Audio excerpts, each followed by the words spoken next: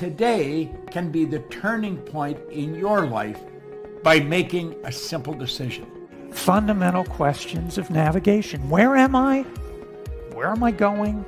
And how do I get there from here? I invite the leaders of our planet to ask themselves these three questions before they make any crucial decisions. But if you don't make decisions, you're going to stay right where you are. We are all map makers. We are in a time of transition. If we're going to change, we have to change the direction that we're going. Our planet needs leaders who know where they want to go. When we change the direction we're going, then we want to make sure we're going in the right direction. Leaders who can see the big picture. Because if we're not, we're going to either go backwards or we're going to stay where we are.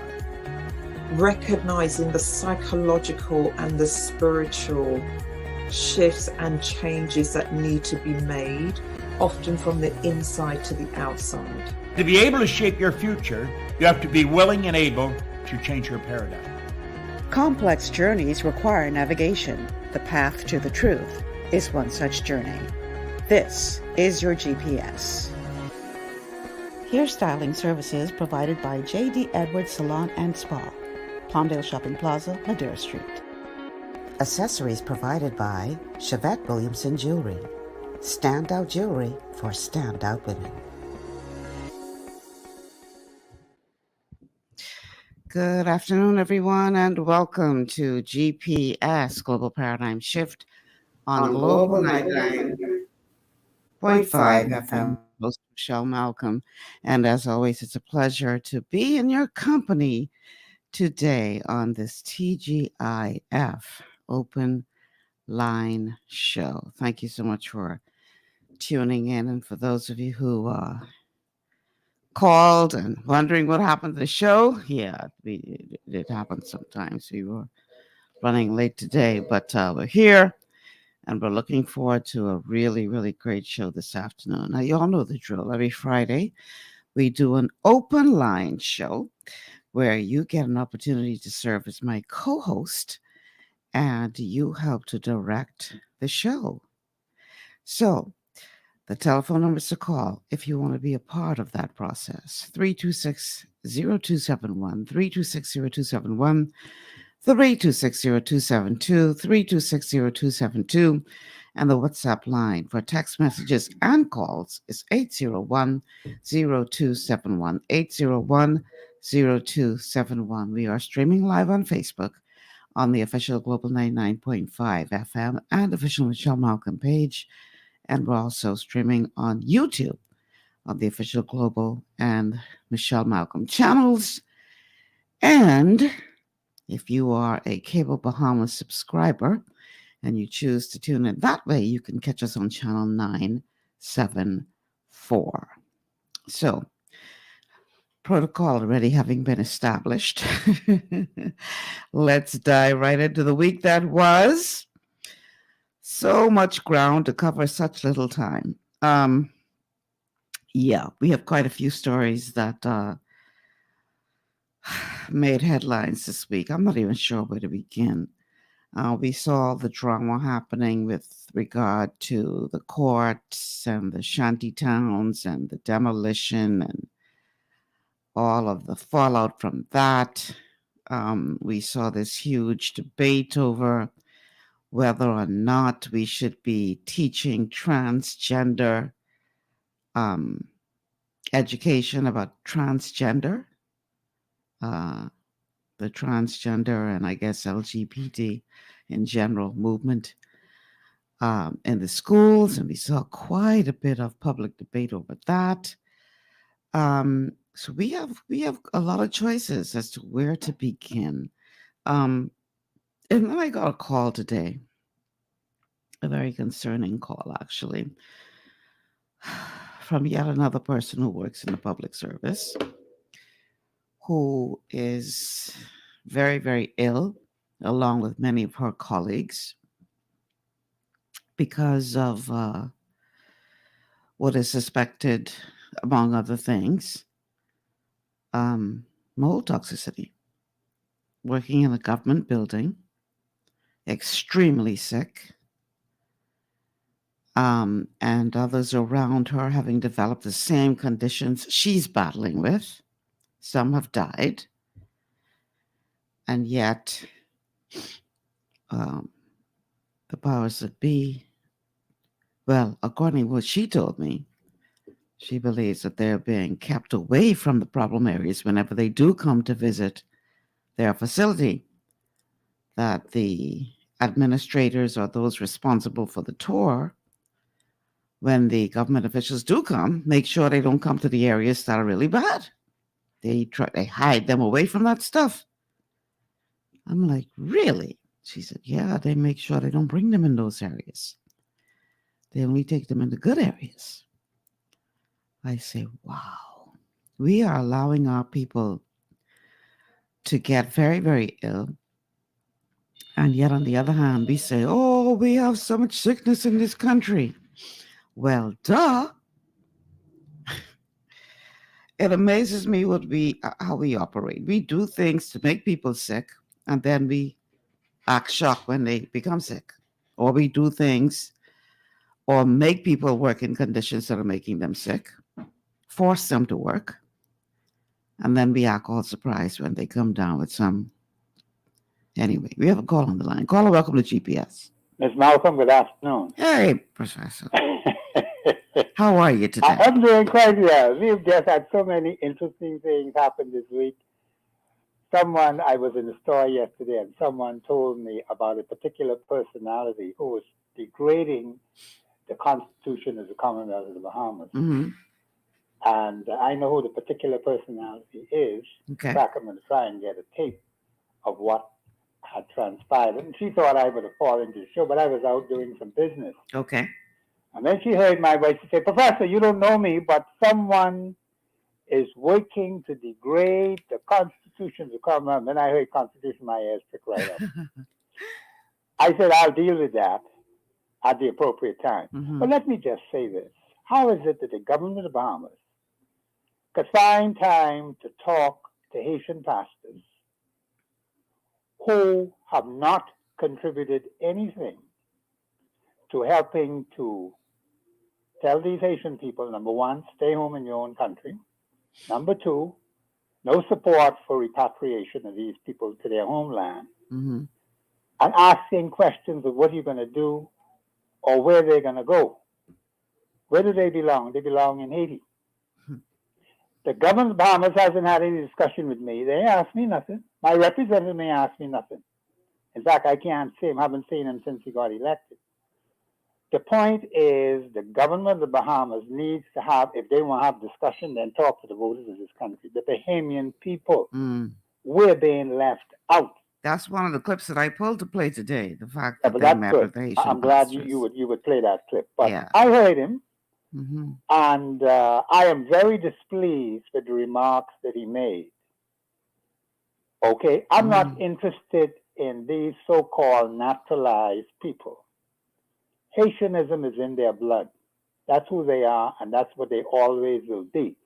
It doesn't make any sense, Ms. Malcolm, adding other persons from other nations to outnumber the indigenous Bahamian population. Mm-hmm. That is stupid and foolish. I heard remarks made by the immigration minister, and those remarks were very wishy-washy.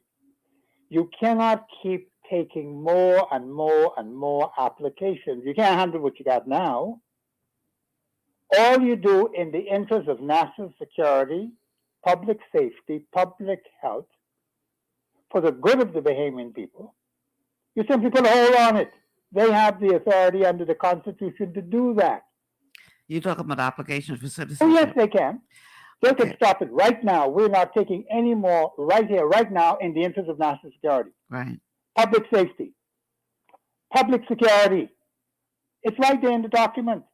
But the government of the Bahamas has not acted responsibly in this area of immigration. Mm-hmm. The wishy-washy statements made by the Prime Minister himself, the Minister of Immigration, in recent remarks talking to these Haitian people, and now they say they can talk to people in Shantytown, and they had no discussion with me. All of a sudden, these strangers, foreigners, aliens, and outsiders have more discussion than you and me. The Prime Minister could waste valuable time, the people's time, to have discussion with them. You already had discussion with Carriacou. You sent your team over there, and you came back the same day because you didn't want to stay overnight. So what are you saying? Where do the Bahamian people fit in? Because we're tired of the crap. The things that they're saying, the things that they're doing. And of course now the Chief Justice, that's another kettle of fish again. I could talk about that today. That's a whole subject in itself. But the point is, when you look at judiciary, you look at the administration, the government of the Bahamas, look like they're crossing swords. The Minister of Immigration and the Chief Justice. What kind of nonsense is this? Okay, I can get all of that. I say I'm going to call in first to make sure I get my. I pull. I know you should have a full board for today. all of them days that you talk about. I got clips to play. Oh, good. Okay. I can just cut off right there because I can go till the man come back. I just didn't know which one to start. But it's so much. It's so much. I didn't know where to start because it's a lot. You said that. It's plenty. Yeah. And then let me make this last point. Uh-huh. This nonsense about this lifestyle, which some people have, where they're trying to make it a national issue, which is contrary to the interests of the Constitution of the Commonwealth of the Bahamas. There are some things which, Malcolm, the Bahamian people have to say no. Period. That's it. Now, if you ain't sure who the hell you are, then you got a problem. But don't put that on me. Don't bring that on me. I was talking to my nephew very early in the morning, about 3:30. He's having a lengthy discussion on that issue. And he has a granddaughter. And I tell him, listen, man, we got to take care of this little pigeon. Just like your grandmother and your grandfather took care of you. Mm-hmm. So we have some serious problems. But let me just stop so you can get on with your show. Thank you very much. Thanks for calling, Professor. Okay. Where do I be? All right. Let me just say, see, I know if I start with that transgender thing, that could take up the whole show. I know that could take up the whole show. But let me deal with the immigration thing first, and then I can talk about the transgender situation. All right. Now, Professor raised a couple of things. So, yes, the Prime Minister had a meeting with the Haitian pastors. Okay, let me go back a bit more.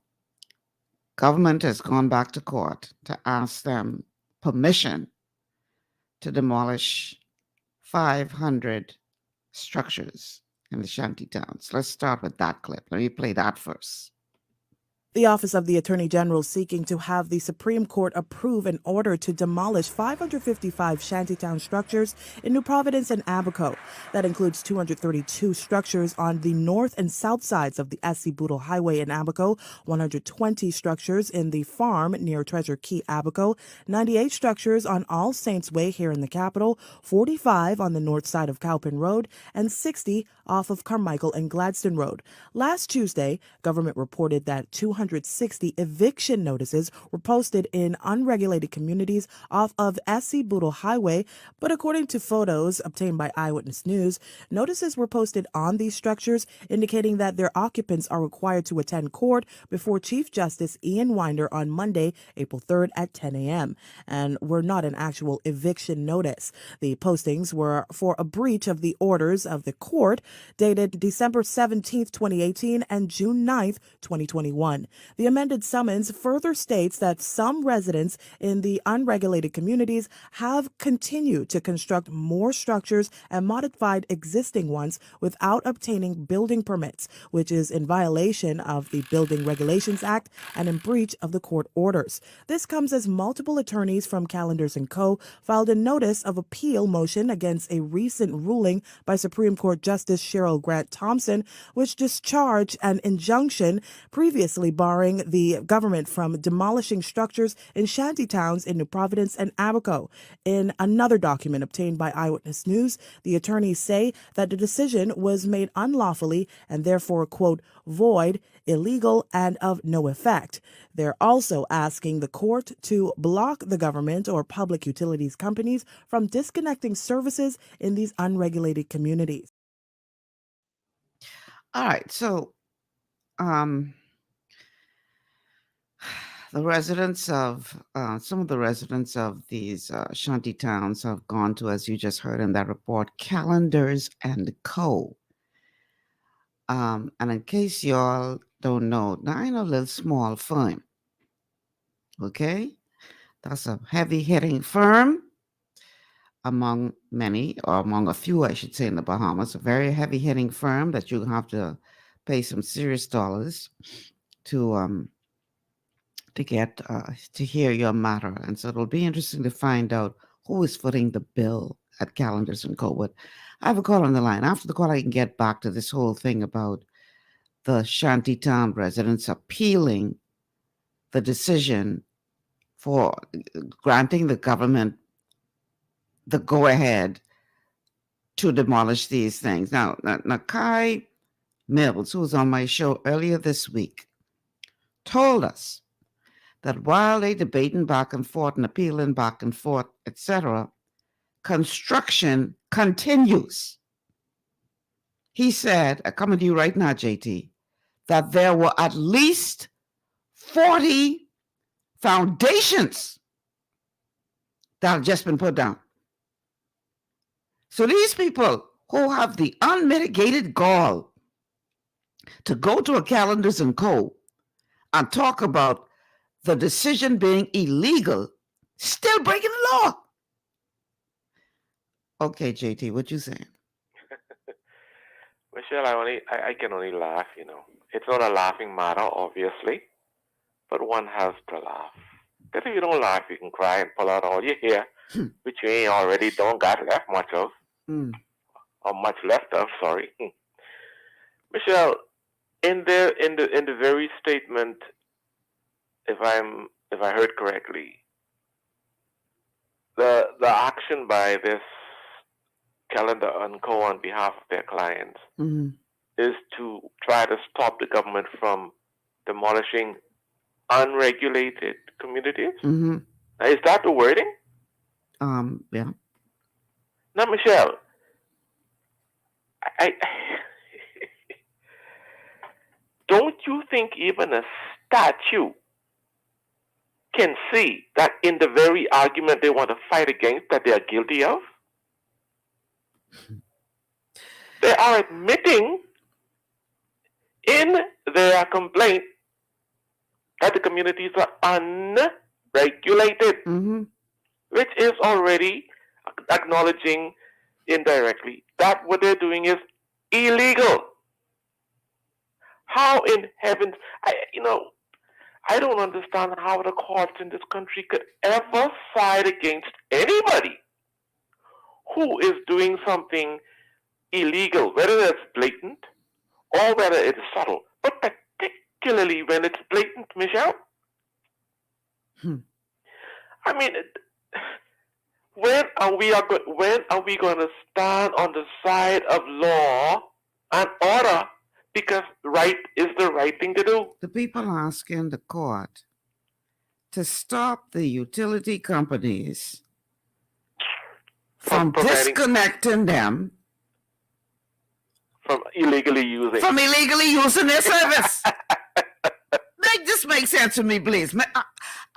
Sometimes I feel like I wake up and I am Narnia because this can't be a real place. We gotta be living in one. Oh yeah, I think your terminology so a few weeks ago must be appropriate today. The Twilight Zone. Oh yeah, that's it. Gotta be one of them weird, conjure up, off base plots. It's gotta be make believe theater. This can't be law and order based on morality, based on common sense, based on sound legal precedents as have already been set. You and me as Bahamian, we can't go and do these things. You set up one building right now on that is not properly regulated. They can walk come put notice on your building, tell you to fix the problem, or your building getting torn down or whatever. And don't let your light bill or your water bill go unpaid for too long. Cutting you off, Quick, fast. And Michelle, if Bahamians, by law, must abide by the law, which is the right thing to do, why in heaven's name would a court give any other, whether they're Bahamian or non-Bahamian, but in this case non-Bahamians, the right to break the law? Either we are abiding in and by the law, or we're not. If we are a country of lawlessness, as the non-Bahamian population seems to want us to behave, then all of us should break the law. But since the law is there for us to abide by, rightly so, we must all abide by the law, no matter who you is, no matter where you come from. Shady, you talking to ASF? Well, Michelle, but what more can you say? You talking to ASF? What more can we say, Michelle? Obviously, people who need to listen ain't listening. But I didn't even call you to talk about this. But let me just get on to a secondary point, and then on to my main point. The other secondary point, Michelle, is while this world is steeped in wickedness, because Satan is the god of this world, and he is the author of wickedness, because the Bahamas is in and a part of this world system, yes. Sadly and unfortunately, many of us are going to do or want to do wickedness. My point in saying that is, at the end of the day, Michelle, the lawyer, the doctor, the heterosexual, the homosexual, the drunkard, the prostitute, the pastor, the man and the woman on the street, in church or in the barroom, we all will stand before God one day. The LGBT, whomever, whatever, mix up alphabet soup they're going to give an account to God for all of these things that they are going contrary to God's rule on. You and I, who are doing right or wrong, we are going to stand before God and answer to God ourselves for the right and or the wrongs we do. But nonetheless, it is so sad to see that this country, having been built on Christian values, having been built on those things that are morally sound, are again wanting to follow and swallow the filth that is being piped out of America.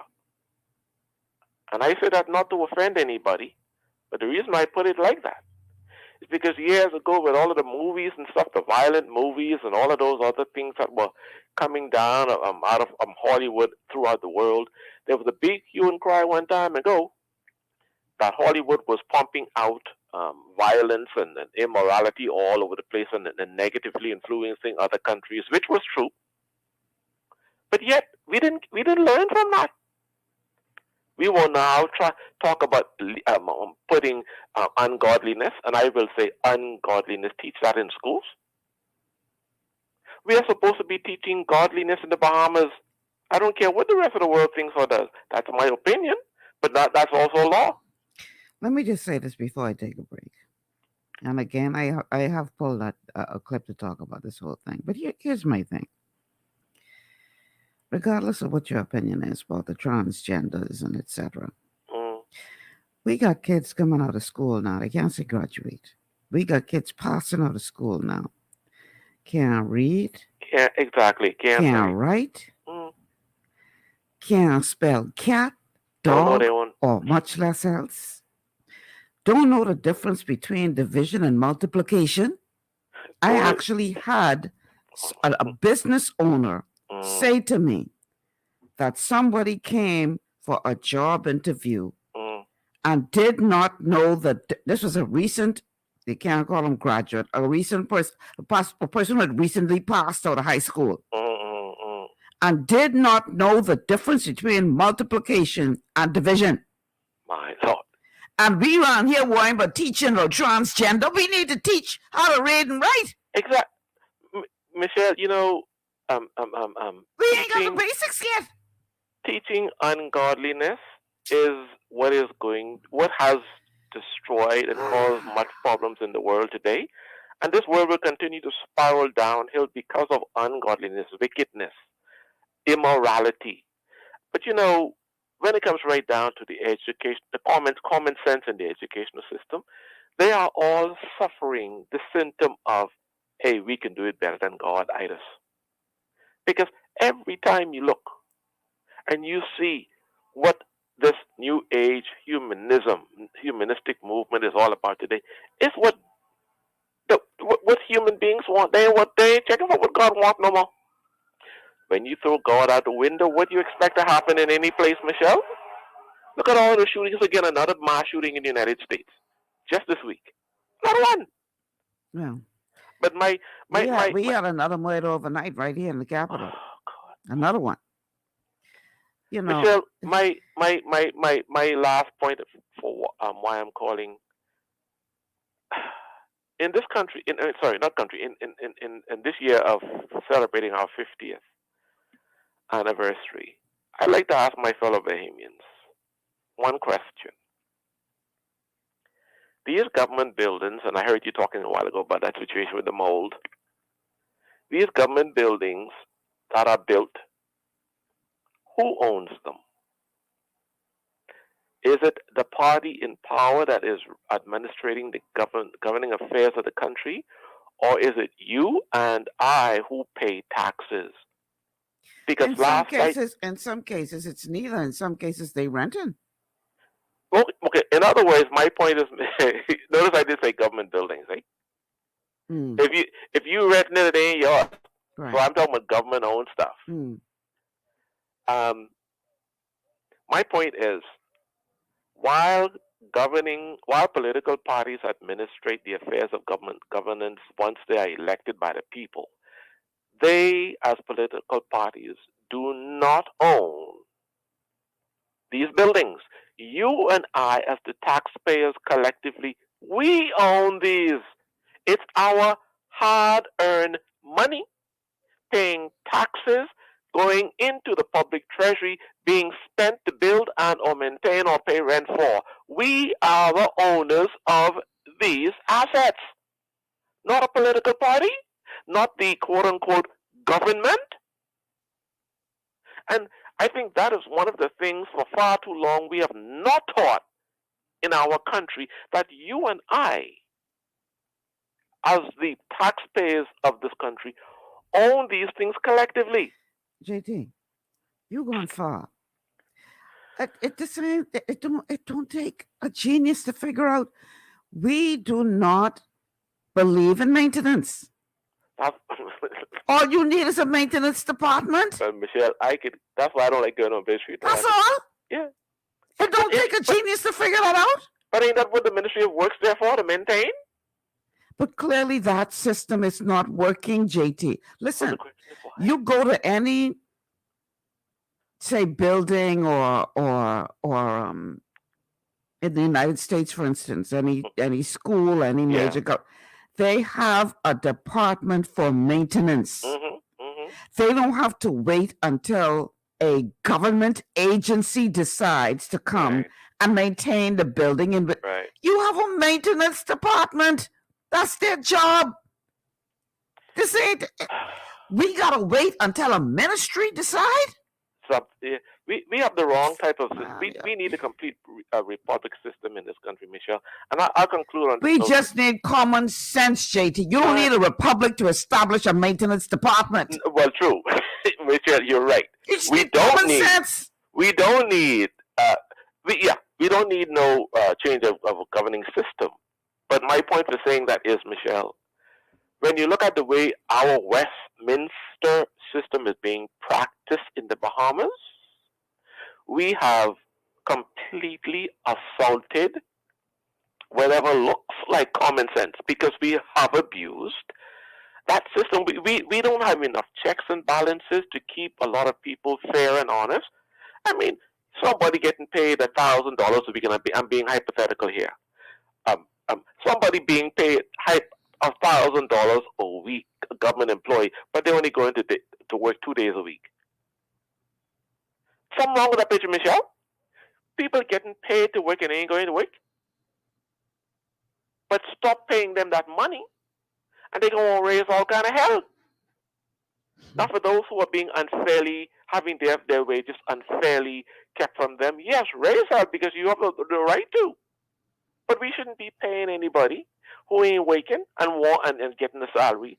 The roads not being maintained when our taxes are being paid to maintain them. The buildings that are not being upkept. The government-owned buildings which you and I as the taxpayers own, and they're not being propped. These are things we must make noise about. And as a country is about to turn 50 years old in July of this year, come on, man. What progress can we really talk about that this country has really achieved truly over the past 50 years? Anyway, JT. Yeah, I better let you go because I get you and more upset the more I talk. God bless you and have a great day. Thanks for calling. You have a good weekend. Let's go to a break. Let's take a break. We'll talk more on the other side about the madness in this twilight zone we call the Bahamas. Stay with us. Understanding your microbiome, also known as your gut ecosystem, can change everything you thought you knew about nutrition, digestion, immunity, and metabolism. Keeping your gut ecosystem healthy and balanced is essential. Ultimate Microbiome by Longevity was specifically formulated to optimize this ecosystem. It provides the advanced support your gut needs through prebiotic, probiotic, and postbiotic supplementation. Our unique blend of probiotics includes Lactobacillus and Plantarum, healthy bacteria that can help prevent harmful bacteria from taking over your gut.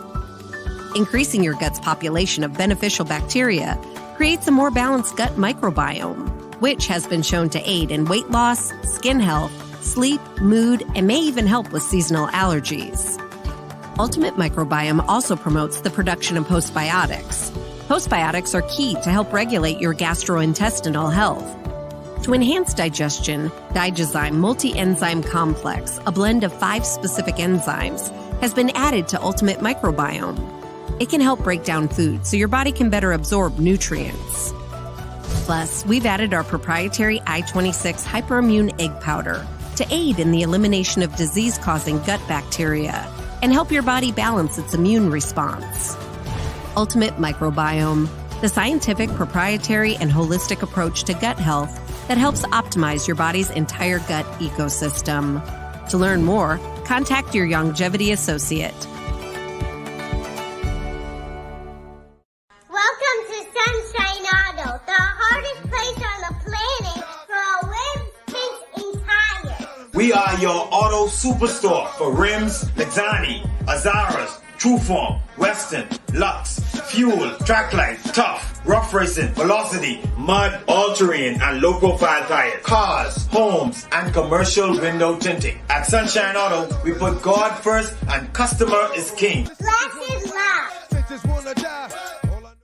To stay healthy, it's crucial to make sure you get the nutrition you need every day. But it's difficult to get all your recommended vitamins and minerals from food alone. Even in the United States, 94% of people are deficient in at least one nutrient. Beyond Tangy Tangerine 2.0 by Longevity is a simple, convenient, and affordable way to help your body get the essential nutrients it needs. It's an advanced plant-driven multivitamin mineral complex that contains certified organic whole foods, trace minerals, and antioxidants. BTT 2.0 supports your body's natural defense system with a proprietary blend of energy-boosting and body-loving nutrients, plus prebiotics, probiotics, amino acids, and enzymes that support digestion. With an unusually high ORAC score of 8,000, you get even more antioxidants to help combat free radicals that can cause damage to your cells. But to get the most benefit and value from any multivitamin, your body must be able to break down the nutrients so you can fully absorb them. Otherwise, they'll just pass through your system without doing any good. Beyond Tangy Tangerine 2.0 was specially formulated with synergizing cofactors to ensure you get maximum nutrient absorption. Beyond Tangy Tangerine 2.0 is the easiest way to give your body the balance and complete daily vitamin mineral supplement it needs for optimal support of your overall health. To learn more, contact your Longevity associate. This portion of GPS is brought to you by Tiki Bikini Hut at Junkanoo Beach. Great food, cool tropical drinks, and family fun in the sun. Definitely check out Tiki Bikini Hut on Junkanoo Beach every Sunday. They have brunch with some amazing food, great atmosphere. And if you go there on Sunday afternoon and you mention GPS, you will get a discount off of your bill. So definitely go and support Tiki Bikini Hut because they are supporting GPS. Without our sponsors, we couldn't be on the air. So I want you to please, any business that you see advertised on the show, please support that business so that we can keep GPS on the air. Speaking of which, we are streaming live on Facebook on the official Global Bahamas, Global 99.5 FM, and Michelle Malcolm Facebook pages. You can also check us out on YouTube.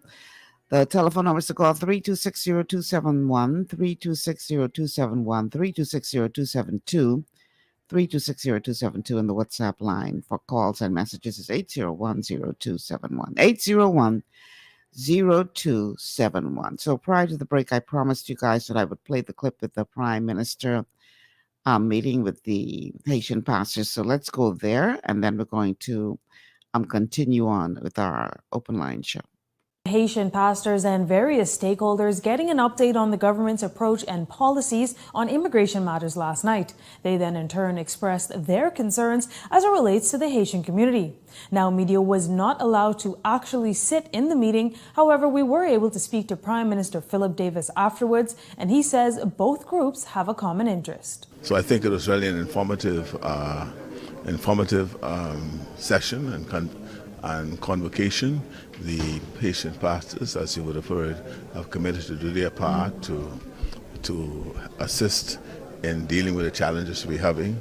They acknowledge it. Most of them all of them are Bahamians, except one or two who are permanent residents of the Bahamas, and they see the Bahamas as their home, and they want to protect the home, just as we who are here, not from Bahamian Haitian descent, to protect our shores, our people, and our livelihoods.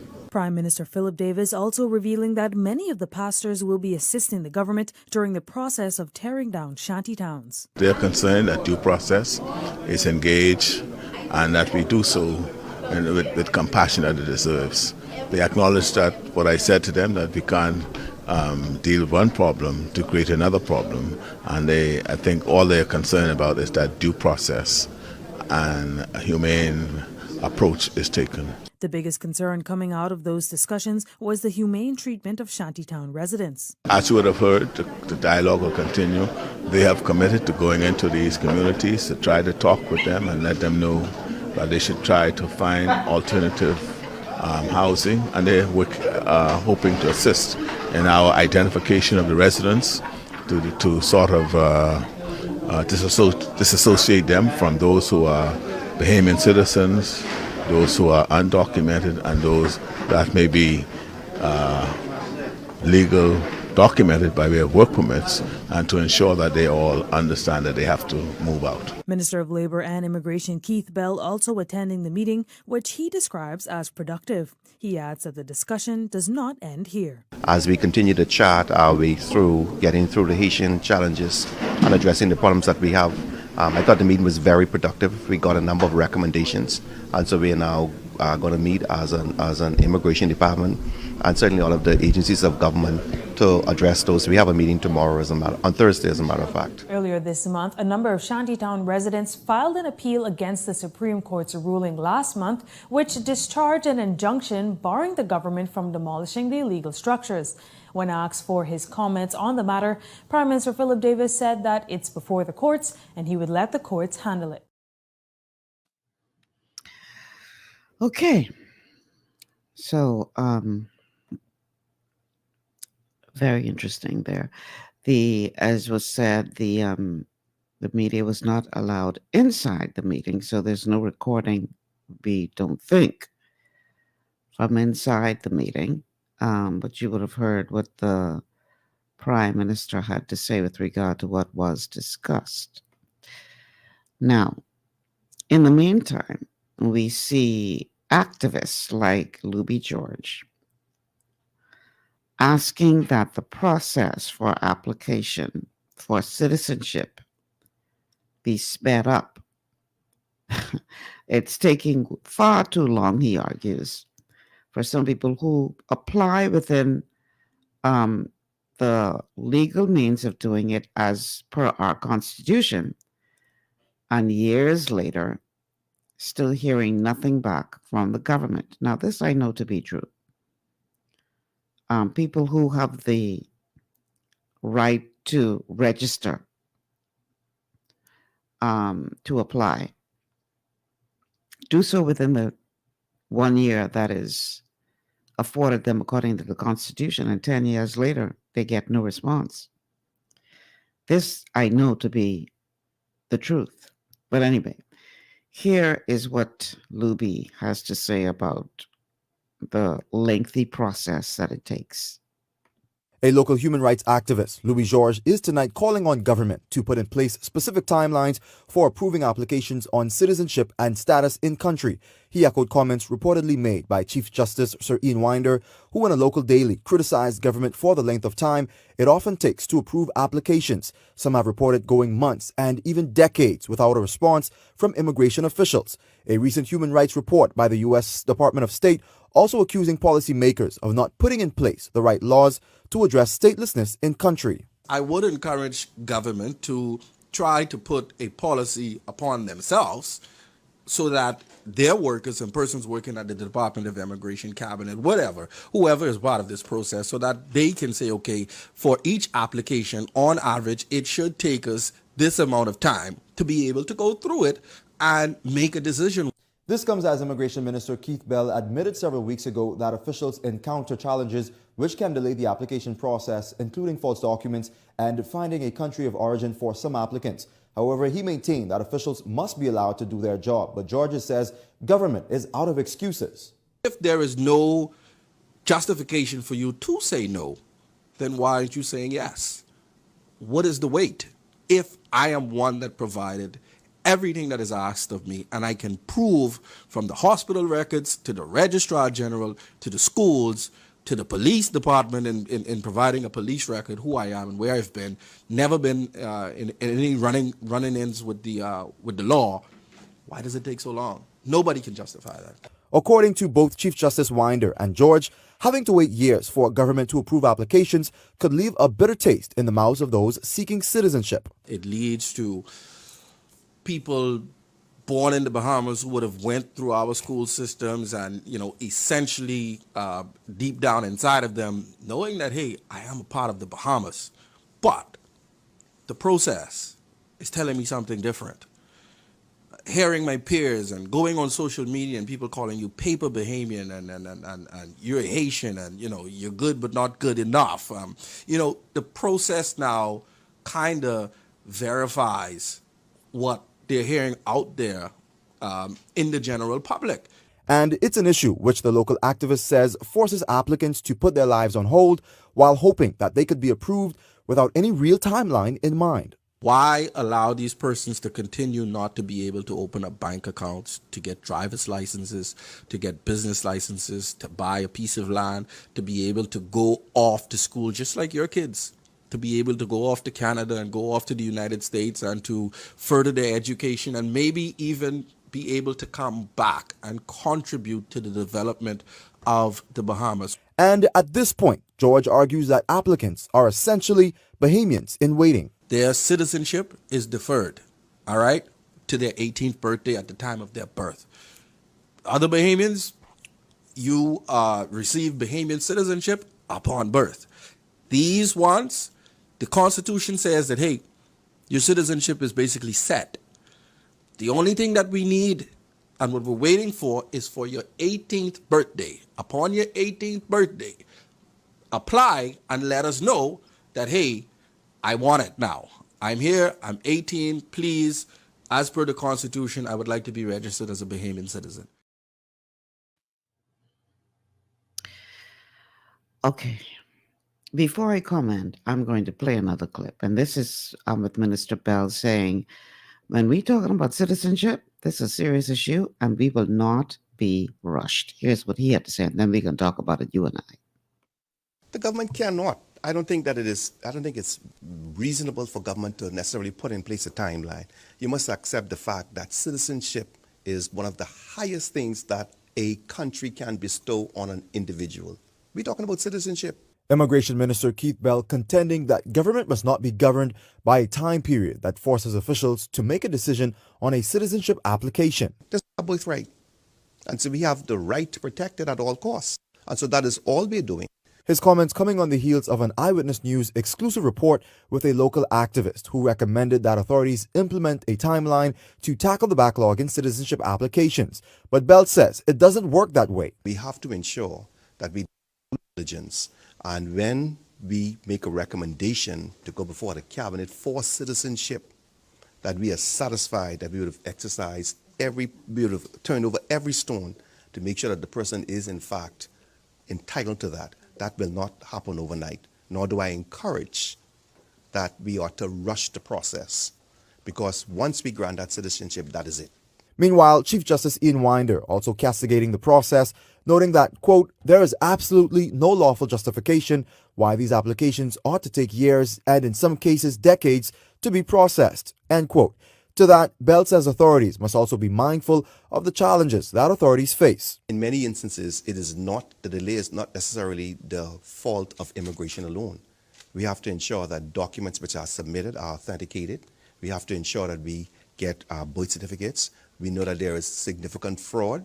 There is persons taking on the identification of other persons. We have had the cases. And while Winder argues that applicants have a deferred right to citizenship, Bell is setting the record straight. We're asking for those persons who have applied, and yes, they may have an entitlement, but the reality is, the fact is, given the very large fraud, given the amount of documents we get that we know are fraudulent, we want to ensure that we do everything and that we are satisfied that we do not circumvent processes.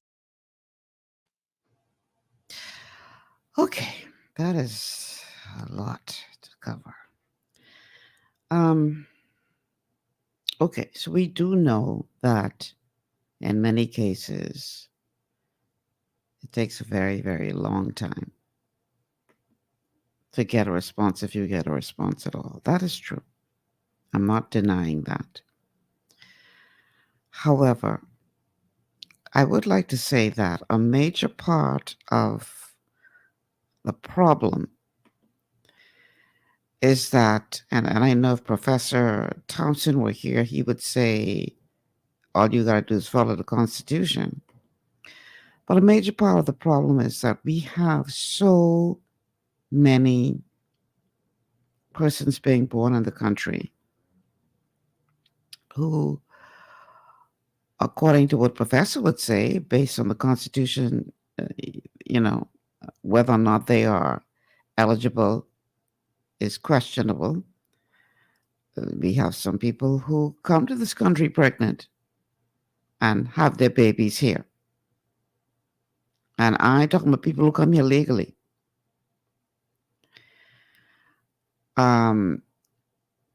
We have, truth be told, a serious challenge in this country with regard to the birth rate of certain migrants who come here. Now, ain't no use we sugarcoat this and try to make it seem like, this is not a problem. We all know that the majority of people in the maternity ward in our public hospital are not Bahamians. We know that migrants are having multiple children in general. And Bahamian women are not in comparison. We know this to be a fact. So, are we then? I hear what the minister is saying with regard to slowing the process down, just to make sure that everything is in order as it should be. Because if we do not, and I'm not saying it should take decades, don't get me wrong here. Please don't misrepresent what it is I'm trying to say here.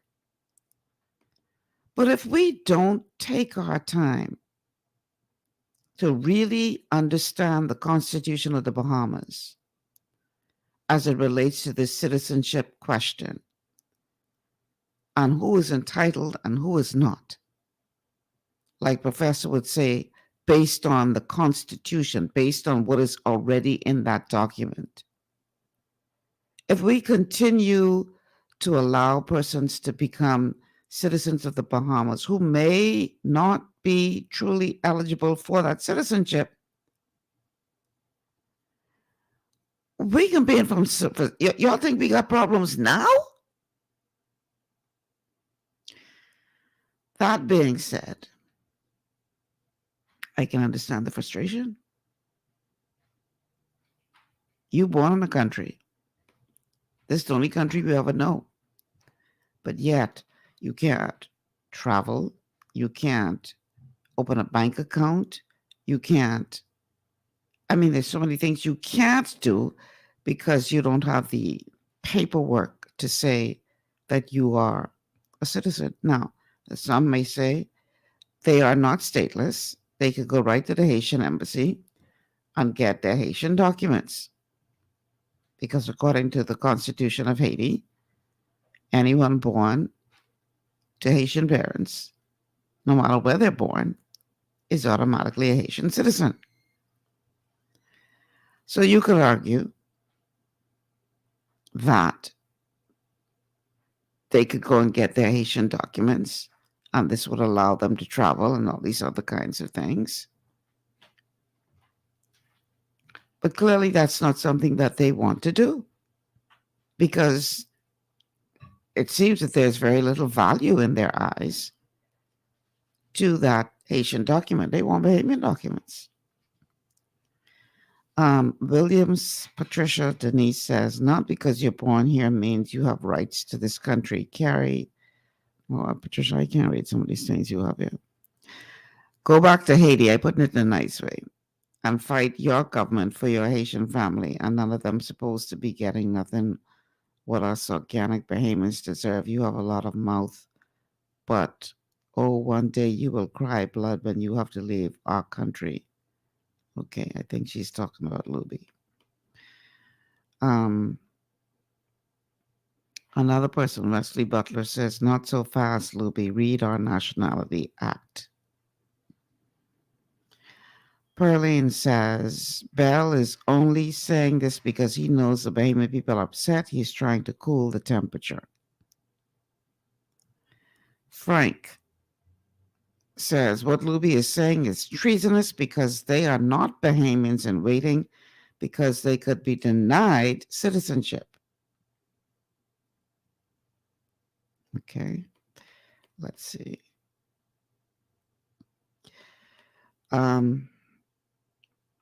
Charmaine says, child, let me hold my head and my mouth. Luby got a lot to say. We have a lot of comments coming in on Facebook, y'all. I'm not going to be able to read all of them. Darian says, we need people in power to fight on behalf of the Bahamian people. Let's see what else, which other ones I can get in here. Miko says, how can illegals dictate to the people we elect and pay to serve on our behalf? These incompetent authorities need to be removed. They are treasonous in their operation of the Bahamas. Okay, let's see what else we got here. Jillian says, Michelle, it takes us as Bahamians very long to get our passport also, and we have to keep applying and applying. All right.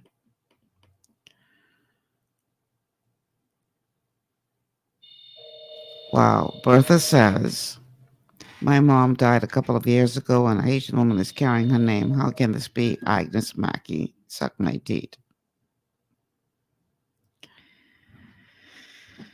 We have a call on the line. Call back on the GPS. We'll call. What happened? I didn't even wait long to get to you. So I know why you hang up already. Oh, that's another one. You have one still? Oh, okay. Call back on the GPS. Good afternoon, Michelle. Hi. How you doing? I'm good. How are you? Hey, Michelle. Mm-hmm. As it relates to like when it comes to enforcing like immigration laws, why is it that all the time? I mean, like all of our laws across the board, be it like police, whatever, like on the street, like for them to do their job. Why is it always when it comes to like to do like this basically like immigration thing with Haitian migrants? Because it seems as if every time this comes up, you hear the words compassion, humane. Mm-hmm. Those two words, right? Mm-hmm. And I mean, it's almost like voodoo, because once you hear those two words, it's like nothing ever happens. Because I mean, like how could the government enforce the laws when it's going to be selective to the persons? I'm saying because you are Haitian, we can't treat you like we treat everybody else. We treat you with kids love. I'm talking about basically like the elite. That's what they want. And I mean, like if we have laws, if our laws are being enforced a certain way amongst or on citizenry, right? It should be enforced the same way on anybody, because it should be across the board. There's no time our government's supposed to capitulate to no foreign body of persons, a league, or a legend of demons, pastors, who never stand up any time to even bring one person who came illegally forward. Never no time anything, but every time like it comes up to for us to get our country cleaned up and basically put in order, they cry about, well, okay, look at in Haiti, oh, we had an earthquake, oh, someone killed our president. But when you really looking at all these things other than the earthquake, right? Right now they're running from the gangs, right? The gangs, where they run from? They run from themselves.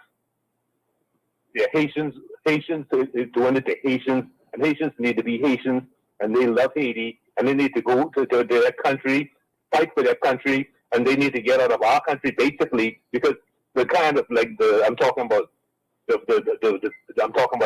way how they feel like this kind of entitlement to our land more than even Bahamians, and challenge how Bahamians feel about our land, and question what is a Bahamian. Nonsense, you know. I mean, I tell you no lie. Just listening to all of it is like, well, like I tell you, the two words, compassion and humane, that means nothing is going to happen. You know, the government needs to enforce the laws. They enforce the laws on the citizens, enforce it on everybody equally. No one is better than nobody, because as a citizen, it makes me feel like I'm less than. Because I mean, like, it's always this special treatment. And another thing, Michelle, these flights, these persons who come here, they come here illegally because they spend $2,000, $3,000, $4,000, $5,000 to come. They get that money, okay? But we pay and we pay and we pay and we pay and we pay and we pay, and they keep coming back and keep coming. See, the government needs to be responsible. These people, they have money. They have businesses. They're more than Bahamians in this country. And why be enslaved to pay for them to fly back on our national flag carrier? You know what? The only time I remember Bahamians flying free on our national flag carrier was around in the 70s. Because I remember doing it numerous times. Okay, but since then we got illegal people doing it, and we can't even do it. I mean, it's sick. You know, it's sick, man. And these people, the government, you know how I see this whole thing. I mean, because these people can get together on the shores of Haiti and come 200 of a boatload, 40 foot. Why is it the government can't show the same kind of tactic? If you want to come, if you come by boat, you go by boat. The government got big vessels that can carry these people back and carry them back in mass. But there ain't no country supposed to allow any other person to come illegally and outnumber a population and then turn around and dictate what our laws are supposed to do, how we're supposed to treat. You know, it's nonsense. I call it all voodoo. You know, and it needs to stop. I mean, I just listening, you know, I hate to call talk shows now, because I mean, it's like people start to target you, this and that, but you know, the reality, the truth is the truth. The government needs to be responsible. Seriously, man. I think that, and I want to thank you, Carl. I think that, you know, this problem is so multifaceted because yeah, we need the enforcement of laws that we already have for sure. We need to follow our constitution for sure. So yes, the authorities have a role to play in all of this. But so do everyday Bahamians. So do everyday Bahamians who choose to hire illegal immigrants because they can get something for cheaper. So does the big business who chooses to hire illegal immigrants because that's cheap labor. We need to get serious about enforcement of laws. Okay. And then we need to start, in my personal opinion, putting heavy taxes on all that money that's being sent out of the country by these people into their country and use that money to pay to send those who are caught back. I don't believe that the taxpayers should carry that financial burden. It's not right. We have a call on the line. Caller, welcome to GPS. Yes, hello, good day, Ms. Chef. Hi. All right, yeah, somewhat what you mentioned earlier, right, about children of Haitian descent who waiting on citizenship, not able to open a bank account. Right. So if an individual, say he apply 18, he don't get it till 25. Mm-hmm. What happens to him in them, 7 years? What happens to what? What happened to that individual? What he's doing? Nothing? They finding a way to survive. You see, because for years and years, I hear even cabinet ministers talk that untrue. Okay? I know people who just got citizenship last week who work in the hotel. That's not true.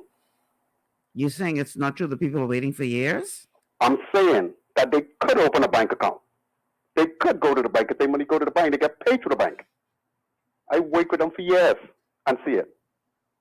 So I don't know. I get Mr. Simonet back in the day used to say that, make all kind of excuse talking nonsense. But things that with Bahamians know, it ain't happening what they saying. Sometimes I just wonder if these politicians live in the sky. Well, they must have found some way to, I don't know. It can't be found no way. The bank will, they'll have to do the right thing to go to the banks. Maybe using somebody else's name. I don't know. I don't know how they're doing it. And this being and people who I know personally. I don't know, when I work side to side, watch them get citizenship while working in hotels. Right now today. Okay. Okay, so that's a myth. That ain't no true. What is not true? That they can't open a bank account. Because you think about it. Think about someone. You're saying that they get citizenship, they get the bank account before they get citizenship. Okay. Yes. Mm-hmm. Yes, that's what happens. Because what I'm trying to say is, what they doing all of them years? They ain't working? No. Ain't nobody say they ain't working. Yeah, because see, that and I talking in the hotel. But if they're working in a hotel, there must be some kind of legal status that they have that you're not aware of, unless you're trying to say the hotel breaking the law by having illegals. No, I know the hotel. I don't think the hotel them doing that. Like okay, you say, then. It's a legal way that it could happen. But politicians saying, oh, they can't open a bank account, they can't do this, they can't do that. If the hotel is hiring them, they must have some kind of status in order to gain employment at a hotel. Yes, but in Bahamian citizenship is whatever status that they still give them that they could survive until that time. Okay? And this is a fact. Okay? Now, another thing, right? You know, it is bothering me when I hear the news and the government talking about re-asking the court. Hello? Yeah, you're still there. Yeah. I never worked for no judge. I work for Keith Bell. Yeah, but Keith Bell still got to follow the law, though. Keith Bell is the man who I vote for to make the law. Okay? The laws in Ministry of Works Building Control Act which state that you can't build a toilet and put windows on it and doors unless you come to the Ministry of Works. Right. Okay? And every time I hear these people, they always like trying to give away the Bahamas. It's never way, hey, let's balance it. Let's say if we don't do this, this could happen. Let's say if we don't do this, this could happen. Always, if we don't do this, you already know what this could bring. But if we keep doing what we're doing, letting another citizen outnumber your citizen, what can happen then? Mm-hmm. What can happen then? And then these people with these funny surnames. If your grandmother, neighbor string ain't born around, and ain't buried around here, okay? I always tell people, you watch America, no matter how free she says she is, you ain't gonna hold Satan position in there to cause them no problems. What the judges do in America? So listen, Go ahead. Somebody on Facebook may have provided an answer for your question about how they get in these, how they're able to get bank accounts. Miko says they can afford to buy papers. These back doors are very profitable. So maybe they're getting some fraudulent papers that they pay for, and that's what they use to open bank accounts. Who knows? I don't think the bank would let those fraudulent papers come to them to do that kind of business. The bank want 10. I could go to you could go around the world with one picture. The bank want 10. So when you go to the American embassy, pre-clearance there, they ask you for one passport, but the bank asking you for 5 things to say you use one person. Okay. Yeah. So why you can't buy them 5 things if they're available to you to buy? Okay. You still need your documents to show, hey, you was who you is in the front of them. So why you can't buy the documents? With saying John Roll? Yeah. With the same picture because I sure the bank do diligence. The bank just don't give because we ain't talking about no little numbers. No, listen, I'm not saying that this is in fact happening. I'm just saying what the possibilities are. I understand what you're saying. You understand, but I want to understand what you're talking about big numbers. If you could buy a whole fake passport. True. But to do that, you only got to go to one entity. Okay. That's the passport office. Okay. You only got to compromise them. But you can't compromise all the banks. I don't know what you're saying. What I'm trying to say is based on what you're saying with the false documents, that means this individual have to be able to compromise all the banks. That means everybody who can get citizenship yet will have to be able to compromise all the banks. One individual you could go in the passport office and whoever you got to go to buy passport or buy visa. Right. Or 2. Okay. But you're talking about going to this bank, that bank, and everybody still who don't have their citizenship yet, they still go into different various banks that they can have their bank account working in the hotels right now today as I speak. Well, look here. If I work in the bank and I say the requirement is to bring a passport and they bring me a passport, I don't understand your point. Okay, this is what I'm trying to say to you now. Don't forget, they still get a certain documents from the passport office to say, but there ain't no Bahamian documents, it's Haitian documents. No, you're missing my point. What it is?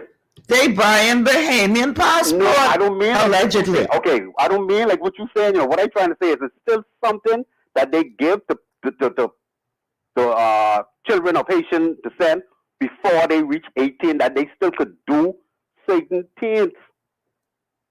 That still happens. So I guarantee you, any money you go right now in the hotel, they working there right now today, and they ain't get citizenship yet. Some just get it last week, some just get it week before last, and this been happening from what I noticed for 20. That's why I always used to be angry about it when I hear it, because I talking even 20-something years ago.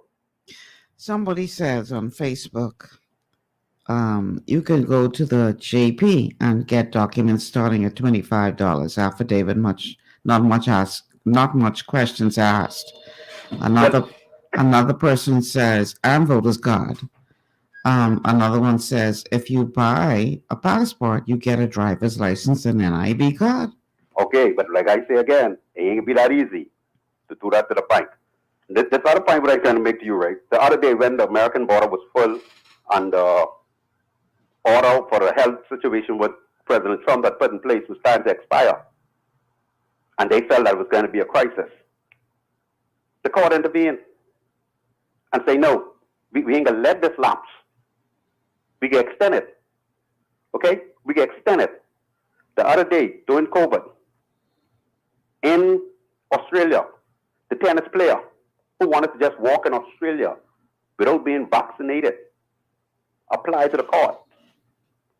The court said to him, the Australian people already paid the price of what they gone through, have to be vaccinated, have to be locked down, and whatever else. We ain't gonna let you come in here, okay, and just come in without being vaccinated. So I say that to say this. Courts of the Ark in the best interest of the Commonwealth of the Bahamas. The best interest. Big countries doing it. Big countries doing it. Why are we running this country like some Swaziland? Swaziland, like it don't matter. Just give away. Just stop. I mean, make me understand how a court could give an order to stop demolition. So once it give order to stop, that means it give order to stop building. But yet still you build. I mean, you fly in the court face. Yeah, pretty much. You fly in the face. You say, I ain't listening to y'all. Y'all can't stop me. Y'all can't tell me what to do. And for years, that's what we've been doing. We've been playing country. We have politicians who, in my humble opinion, need to answer one day in a commission of inquiry as to why they allow this situation to go on like this for all of these years. And if I hope, if I don't live to see it, I hope those who live, because I pray to God every day of my life that one day that the Bahamian people stand up, because the only people that fix this country is the Bahamians, us. Those who grandmother neighbors string born here, bury here. And great grandmother's neighbors string bury here. That's the only people could fix this country. Okay? They won't fix the Bahamas. They like it the way it is because it's corrupt. And the more corrupt it is, they benefit, they be able to stay. It's like a football. We pass it from me to you, pass it around. And that's the only way. I gotta let you go because I got All right, another thank you, caller Michelle. waiting. Thank you for calling. All right, caller, welcome to GPS. Hey, good day, Michelle. How you doing? I'm good. How you doing today? Right, you're holding on, Poppy, and good day to your listeners all over the world. I remember about 5 or 10, almost 10 years ago, when the PLP's in power, Fred Mitchell them to come up with this thing, almost like something what my people that misuse and takes Island call it the longest rights, or I don't know if it's something to do with it. Almost like the thing what they do in Takes Island belongs. They thought it was something like if the Haitian children born here, that they could go to school and they could do all the banking information and all of that. In Turks and Caicos, they have something called belonging status. And the way that works is if you have an immediate parent, mother or father, who is from Turks and Caicos Islands, then you are automatically eligible to receive. Like if I wanted to get belonging status because my father is from there, it's automatic for me.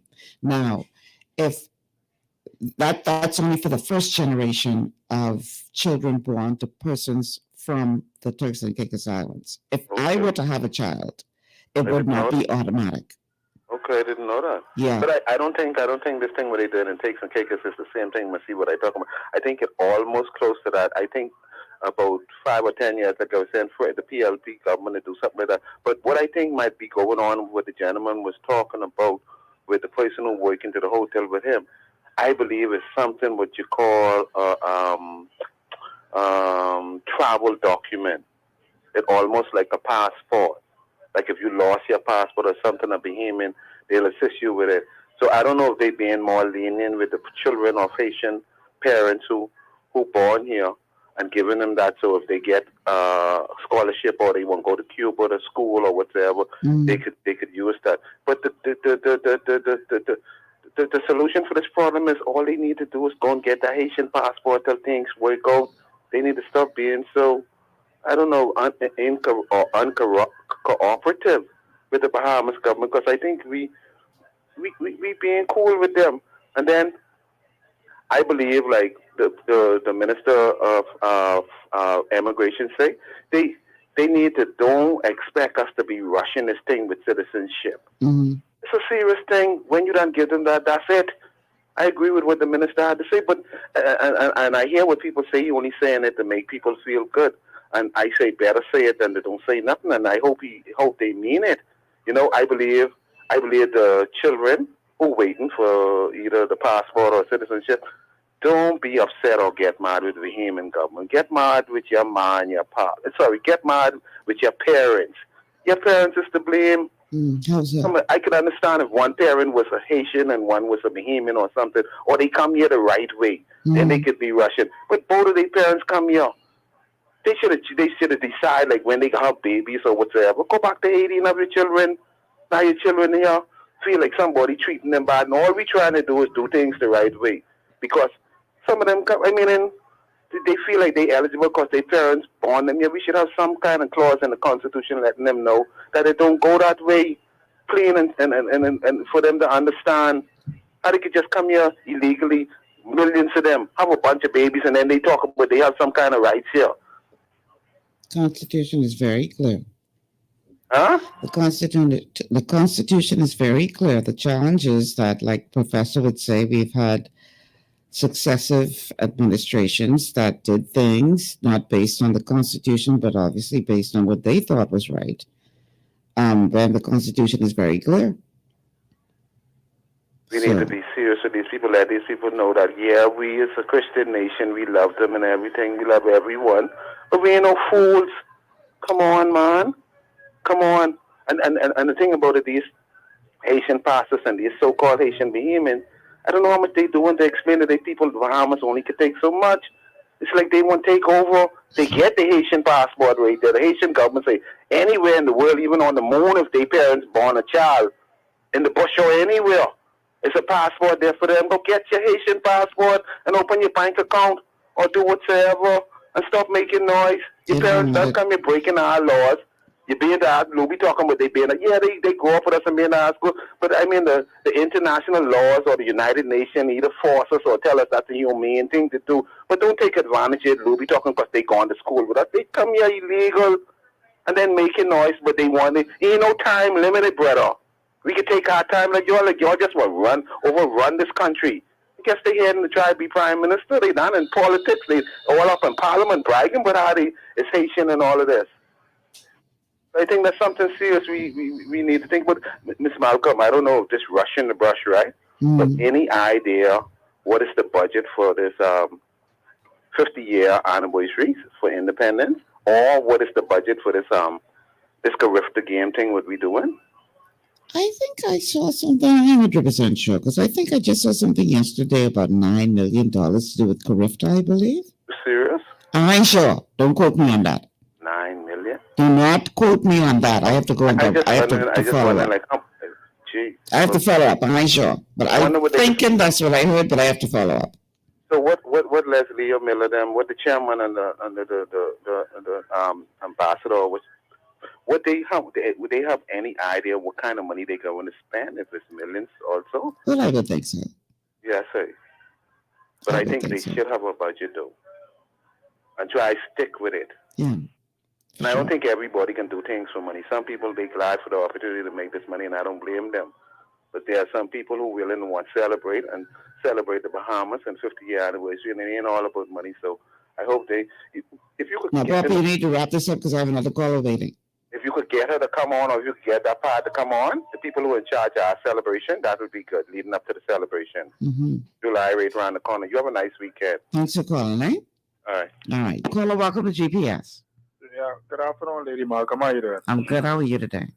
Wonderful, wonderful. Listen, let me show you just what Papa was saying, right? Let me show you the contempt that some of these folks have for this country. There was a lady that she died. She died of Haitian descent. She was 88 when she died.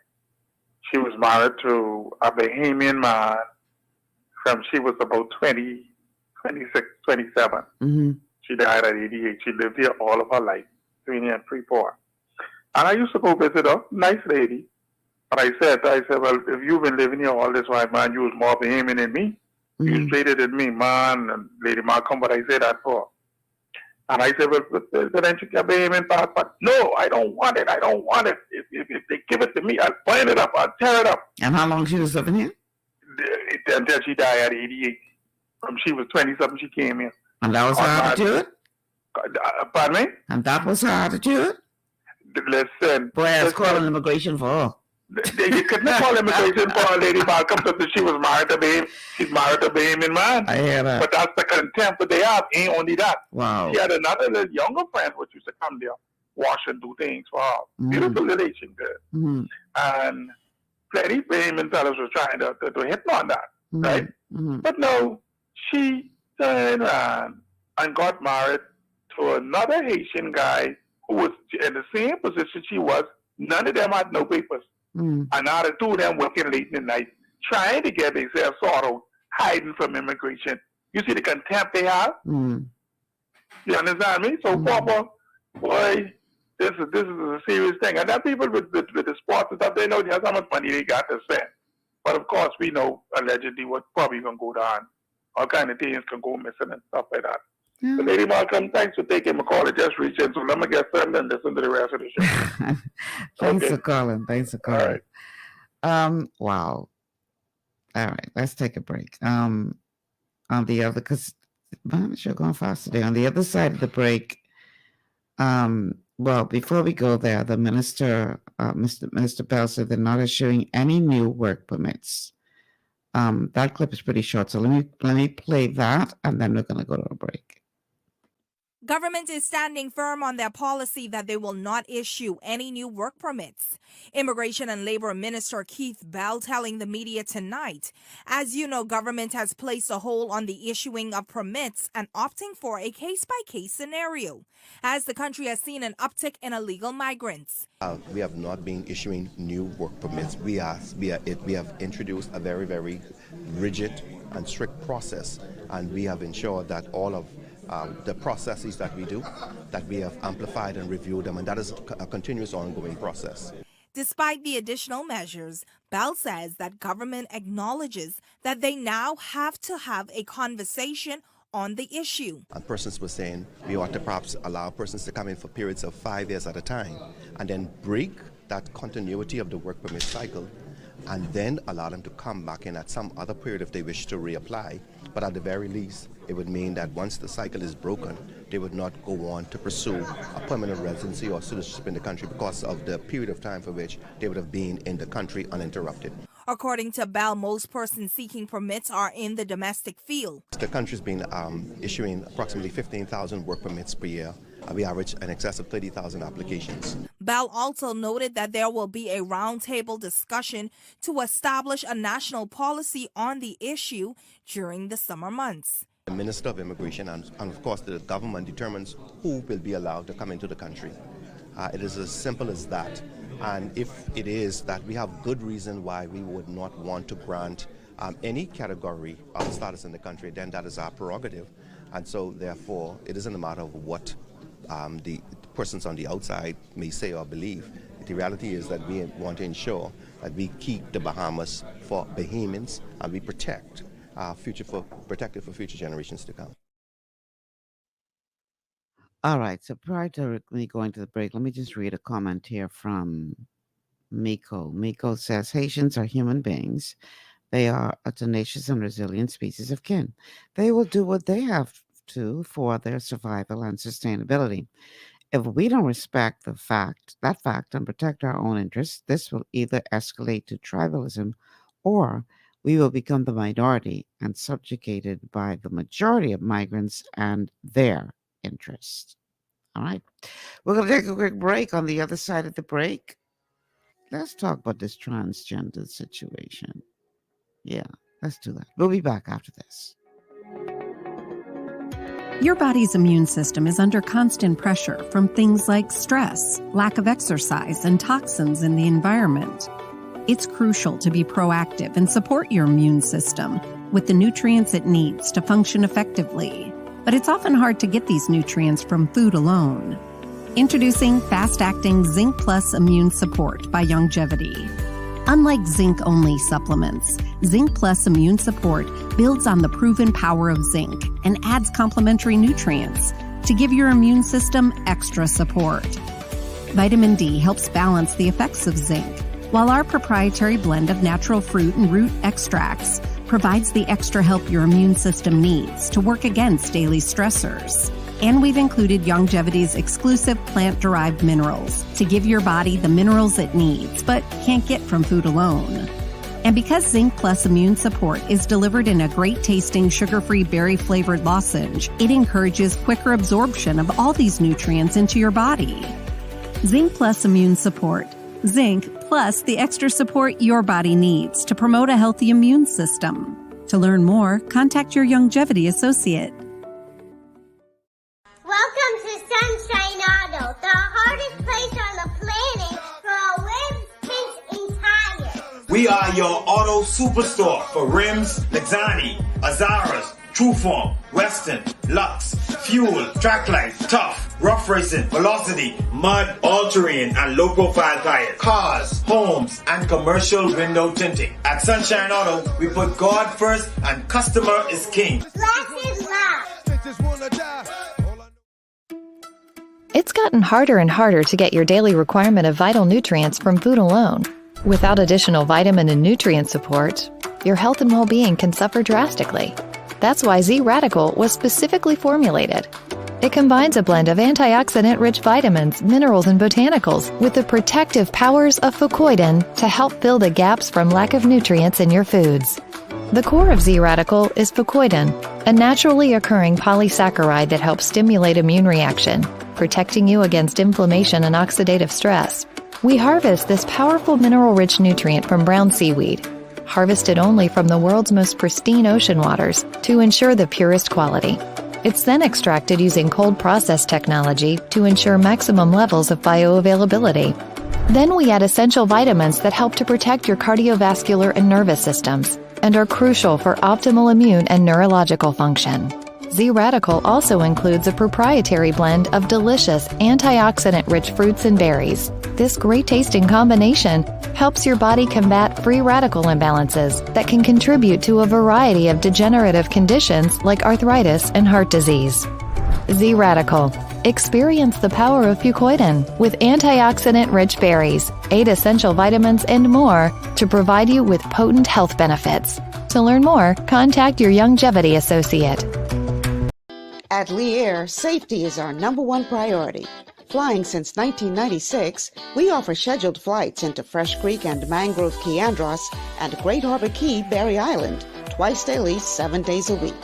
Affordable charter services are also available to anywhere in the Bahamas and the Caribbean. Lee Air Charter Services. Call 225-3267, 702-7127, or 322-1317 for reservations. Understanding your microbiome, also known as your gut ecosystem, can change everything you thought you knew about nutrition, digestion, immunity, and metabolism. Keeping your gut ecosystem healthy and balanced is essential. Ultimate Microbiome by Longevity was specifically formulated to optimize this ecosystem. It provides the advanced support your gut needs through prebiotic, probiotic, and postbiotic supplementation. Our unique blend of probiotics includes Lactobacillus and Plantarum, healthy bacteria that can help prevent harmful bacteria from taking over your gut. Increasing your gut's population of beneficial bacteria creates a more balanced gut microbiome, which has been shown to aid in weight loss, skin health, sleep, mood, and may even help with seasonal allergies. Ultimate Microbiome also promotes the production of postbiotics. Postbiotics are key to help regulate your gastrointestinal health. To enhance digestion, Digizyme Multi-Enzyme Complex, a blend of 5 specific enzymes, has been added to Ultimate Microbiome. It can help break down food so your body can better absorb nutrients.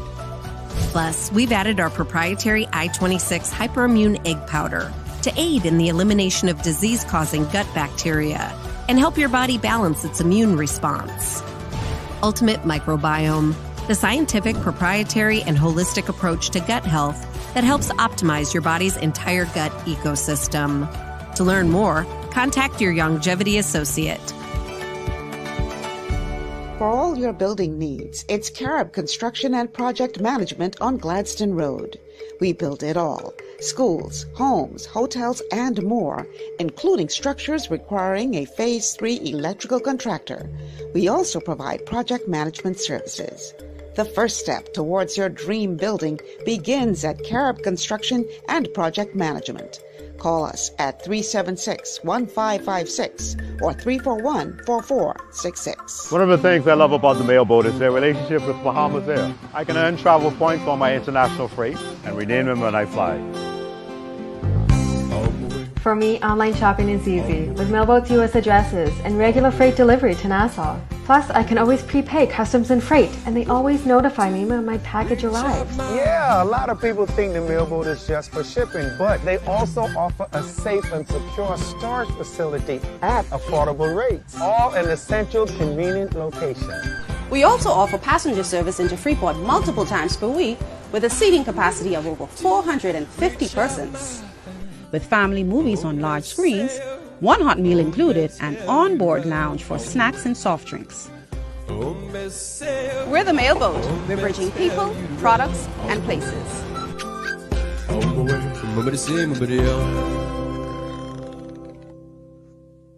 Executive Printers is your one-stop shop for all your branding and customization needs. Letterheads, envelopes, business cards, invoices, share and gift certificates, rubber stamps, vouchers, funeral programs, brochures, flyers, banners, and promotional items like mugs, water bottles, mouse pads, and key rings, all with personable service and great quality. No project is too small or too large. For great turnaround and competitive pricing, make an executive decision. Call us at 393-5011.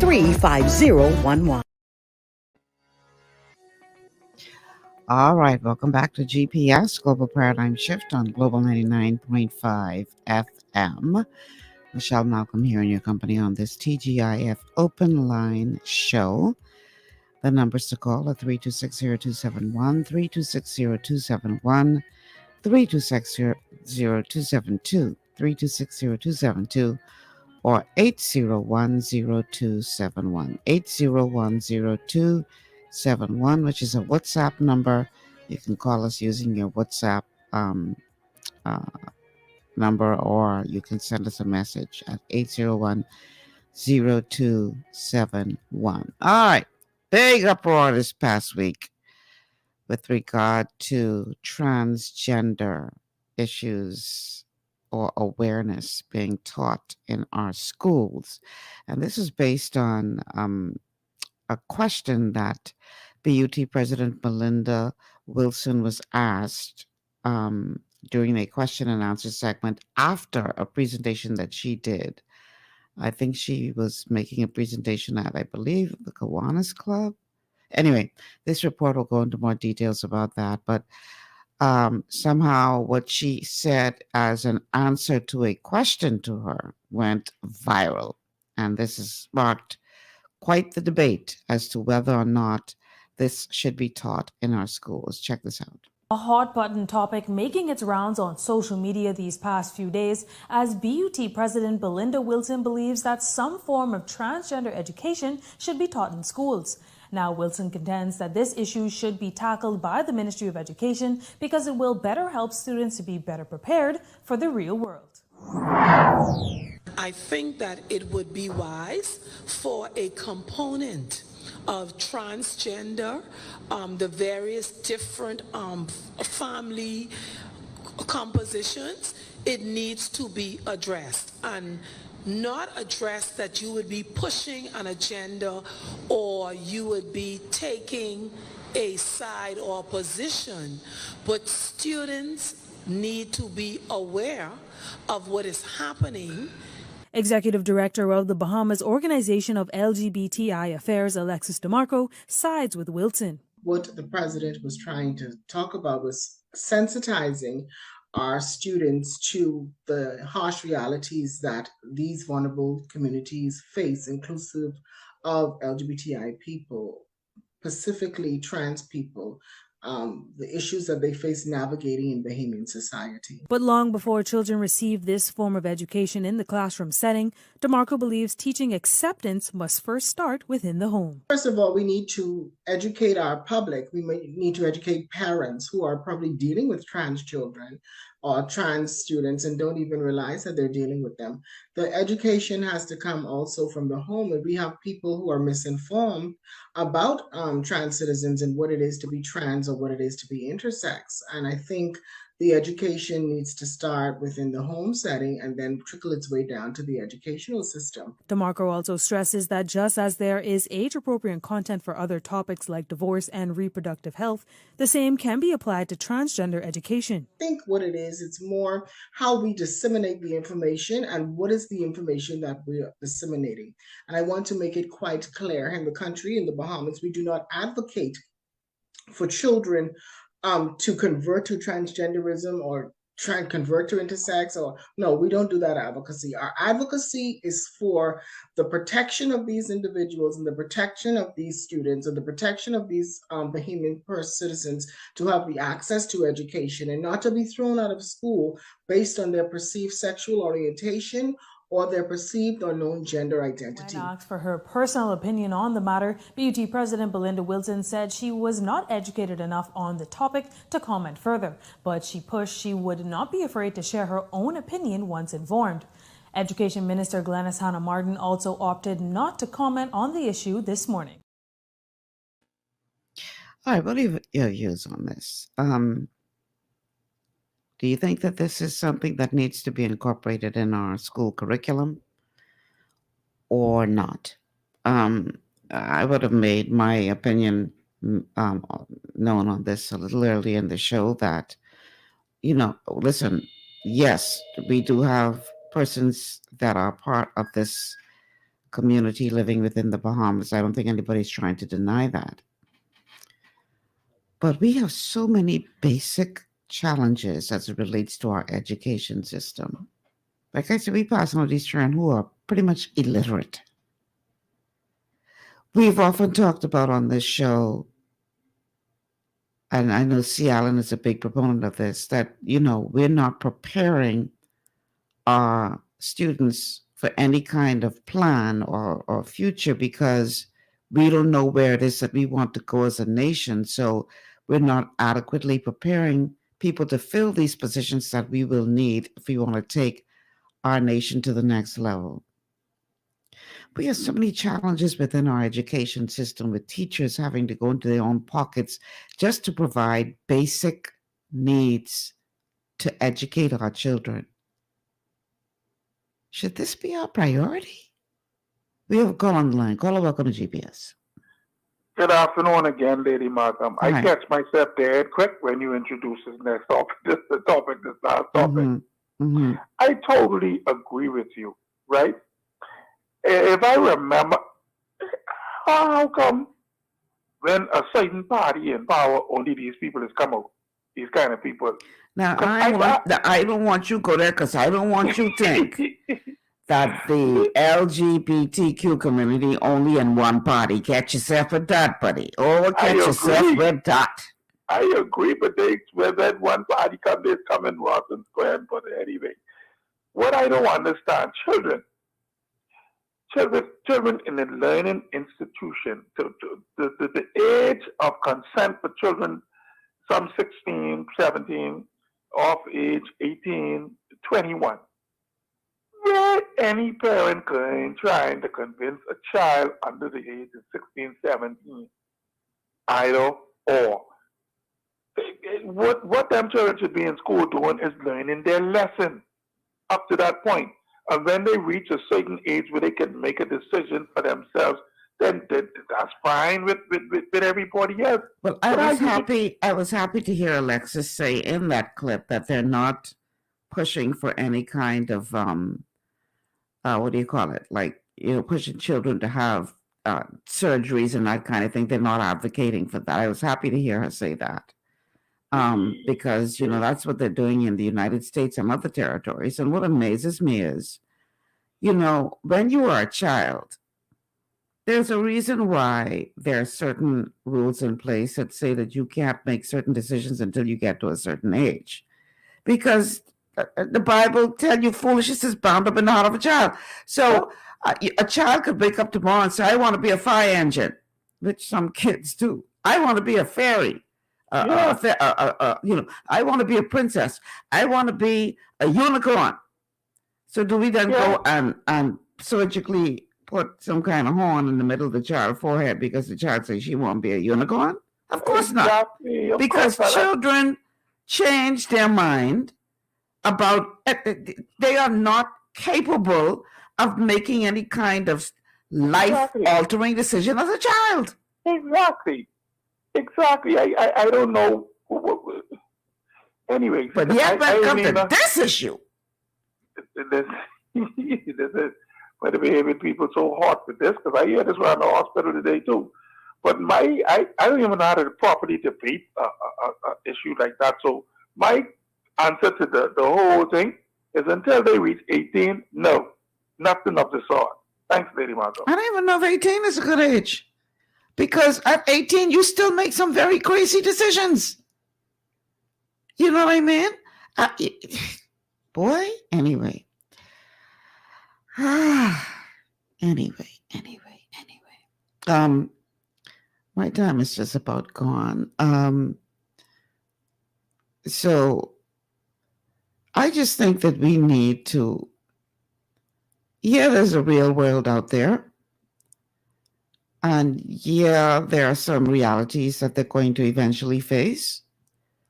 But we need to let children be children, man.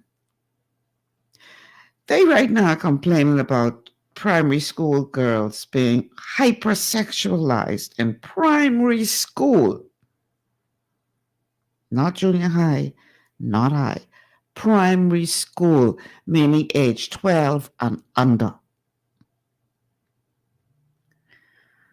Where did they lose their childhood? At what point were they exposed to the degree that they're coming into school, 12 and under? I'm talking to children of the opposite sex about having sex. And we are not alarmed over that? We are so busy trying to be woke that we're losing some key fundamental things. Children need to be allowed to be children, in my humble opinion.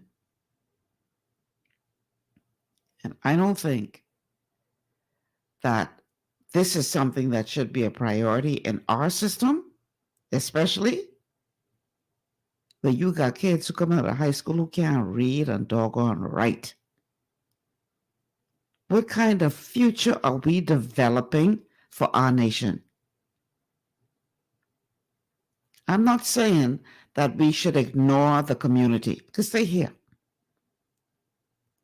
But do we really need to make this a priority in our educational system? Is this that much of a concern that we need to put this over other things that we clearly are getting wrong? The average people.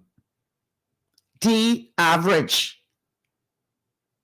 That's all I got to say on that. Wow, my time is pretty much gone. Next week we have a whole line of really thought-provoking shows set up for you already in place, ready and rolling, rocking to go. So be sure to tune in for every show next week. You don't want to miss a single one. Until then, I'm Michelle Malcolm. It's 4 o'clock. Got to get out of here. Have a good weekend, everybody. I'm going to enjoy mine. Take care.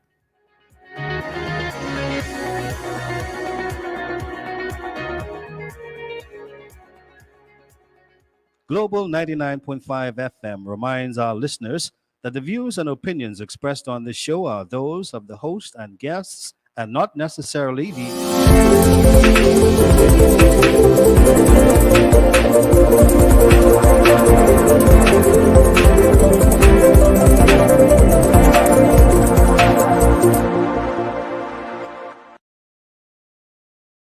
and cosmetics